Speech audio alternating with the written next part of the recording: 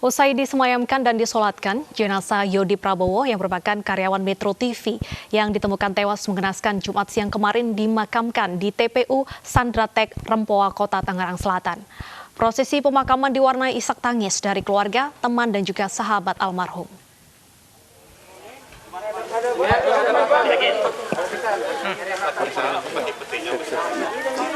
Posisi kepala mana tuh? Isak tangis pecah saat jenazah Yodi Prabowo dimasukkan ke liang lahat di tempat pemakaman umum Sandratek Rempoa, Kota Tangerang Selatan, Sabtu siang. Ibunda Yodi tak mampu menahan nangis melihat putra kesayangannya pergi untuk selama-lamanya. Selain dihadiri para keluarga, saudara, dan juga para tetangga, rekan jurnalis ikut mengantarkan dan mendoakan kepergian Yodi.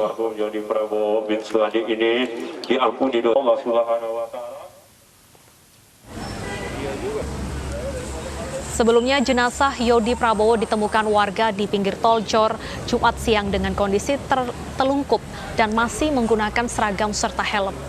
Korban terakhir masuk kerja pada hari Selasa lalu. Sejak saat itu korban hilang. Dari hasil olah TKP sementara, dugaan kuat jenazah editor Metro TV merupakan korban pembunuhan. Polisi telah memeriksa 3 saksi dalam kasus ini, yaitu penemu jenazah, teman, dan juga keluarga korban. Yang kami temukan di TKP, karena yang bersangkutan adalah selaku editor, yang kami temukan adalah 1 set baju lengkap, kemudian handphone korban, kemudian juga ditemukan ada luka-luka dari korban. Kemudian juga ditemukan 1 bilah pisau. Ya, nanti kita akan cross check, kita konfirmasi, kemudian kita sinkronkan dengan barang bukti yang ditemukan di lapangan. Pemirsa, pencipta lagu anak-anak yang terkenal di era 90-an, Papa T. Bob, meninggal dunia akibat penyakit diabetes pada Jumat siang. Jenazah Papa T. Bob dimakamkan di TPBU Jurang Mangu, Tangerang Selatan.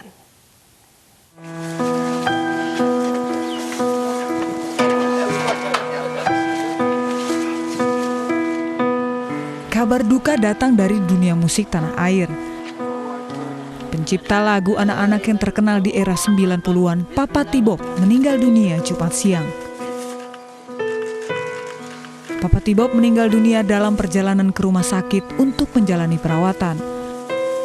Setelah disemayamkan di rumah duka, jenazah almarhum Papa T. Bob dimakamkan di TPBU Jurang Mangu, Pondok Ranji, Tangerang Selatan, Banten. Menurut keluarga, Papa T. Bob menderita penyakit diabetes. Kita ngelihat memang dari malam sesek, terus ketika dia sudah di mobil kayaknya udah makin sesek, dan situ dia pingsan. Di situ kita lihat dia pingsan di situ. Setelah pingsan ya dibawa ke rumah sakit. Ya memang kita udah ngeliatnya kayak wah bapak mesti ada penanganan medis kan, nggak bisa di rumah aja. Jadi lagi jalan ke sana ya, sampai sana kata dokter divonis sudah nggak ada.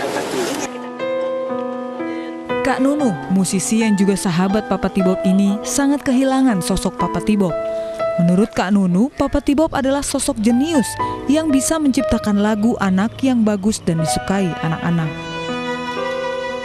Saya ngalamin bikin lagu itu nggak pernah dibikin dari rumah. Saya orang yang sangat disiplin, kalau bikin lagu selalu dibikin partitur. Tapi kalau Papa T. Bob enggak. Kita ketemuan di studio, saya pikir dia udah bikin partitur atau dia udah tahu lagunya. Ternyata sampai udah mau rekaman pun nggak ada lagunya gitu. Itu yang selalu saya ingat. Ini orang nih luar biasa, benar-benar luar biasa. Tak hanya Kak Nunu, beberapa mantan penyanyi cilik pun merasa kehilangan atas kepergian Papa T. Bob. Di antaranya Joshua Suherman yang memberikan ucapan bela sungkawa dalam akun Instagramnya. Selain Joshua, Tina Tun, mantan penyanyi cilik yang dikenal dengan lagu Bolo-Bolonya, juga menyampaikan bela sungkawa untuk almarhum. Dea Ananda, salah satu personil trio Kwek-Kwek, juga tak ketinggalan mengucapkan bela sungkawa kepada keluarga almarhum.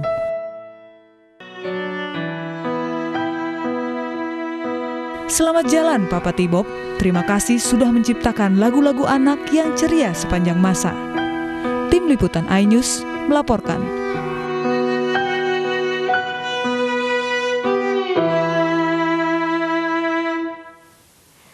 Pemirsa, seorang perwira menengah polisi di Kota Malang, Jawa Timur terpaksa harus berpisah dari keluarga sejak pandemi COVID-19 melanda. Tanpa takut dan lelah bertugas menangani jenazah pasien COVID-19, kiprah Kompol Sutiono ini mendapat apresiasi dari Kapolri. Informasi ini sekaligus akan menutup jumpa kita dalam iNews siang hari ini. Saya Bernadetta Ginting pamit undur diri. Terima kasih dan tetaplah jaga kesehatan dan kebersihan. Sampai jumpa.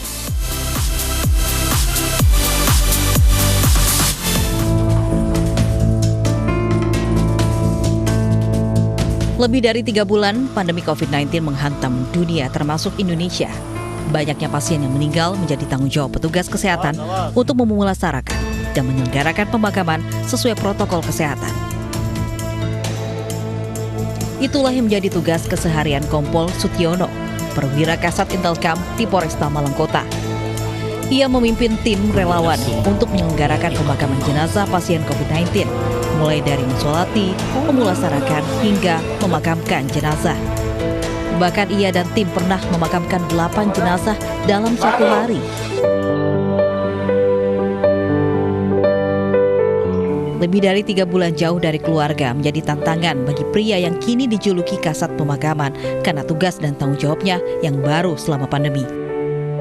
Tak jarang proses datang dari sang buah hati yang tak mampu menahan rindu. Protes memang ada, Mas. Tapi saya sampaikan bahwa ayah di sini bekerja membantu orang banyak. Ini kan banyak yang kena corona, jadi ayah harus bantu. Mereka biasanya pakai video call, itu yang sampai saat ini. Dan mereka kadang-kadang menunggu TV ya, dengan harapan ada bapaknya ke syuting katanya begitu. Siap, selamat siang Jenderal. Polresta Malang Kota, Jenderal. Siap, Jenderal. Sudah nambah, Jenderal. Sampai hari ini pemakaman yang ke-65, Jenderal, di makam Sukun. Tugas yang penuh resiko ini dijalankan dengan ikhlas dan penuh tanggung jawab. Siap, Jenderal. 6 orang, Jenderal. Kompol, Jenderal. Karena kiprahnya, Kapolri Jenderal Idam Aziz memberikan apresiasi tinggi pada Kompol Sutiono dan jajarannya.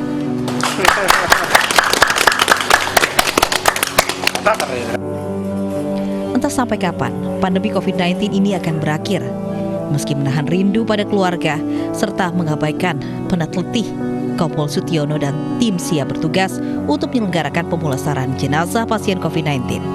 Selain panggilan jiwa, tugas ini juga dilakukan sebagai bentuk pelayanan dan pengayoman Polri kepada masyarakat di masa pandemi. Dari Malang, Jawa Timur, Denny Irwansyah, iNews melaporkan.